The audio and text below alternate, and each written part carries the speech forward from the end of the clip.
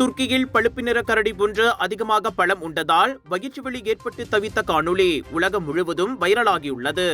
கோடிக்கணக்கான மக்களை சிரிக்க வைத்த 300 கிலோ எடையுள்ள ஓகான் என்று அழைக்கப்படும் அந்த ஆண் கரடிக்கு வயிற்று வலி ஏற்பட்டதால் உடனே இஸ்தான்புல் பல்கலைக்கழக விலங்கு மருத்துவ பீடத்திற்கு அக்கரடியை கொண்டு சென்றனர். ஓகான் தற்போது நலமாகவும் மகிழ்ச்சியாகவும் இருக்கிறது என்றும் அதன் உடலை குளிர்விக்க விரைவில் அதனை குளத்தில் விளையாட அனுமதிக்க உள்ளனர் என்றும் இஸ்தான்புல் வனவிலங்கு மற்றும் இயற்கை வளத்துறையினர் அறிவித்தனர். தற்போது அதன் உணவு முறை மிக கவனமாக கண்காணிக்கப்பட்டு வருவதை தொடர்ந்து பருவத்திற்கேற்ற பழங்கள், காய்கறிகள், பொனிட்டோ மீன், மேலும் குளிர்காலத்தில் தேன் ஆகியவை அதற்கு பட்டியலிடப்பட்டுள்ளன. இந்த சம்பவம் சமூக வலைத்தளங்களில் நகைச்சுவை அலையை ஏற்படுத்தியுள்ள நிலையில் நெட்டிசன்களில் பலர் பல கிண்டலான கேலியான பதிவுகளை தொடர்ந்து பதிவிட்டு வருகின்றனர்.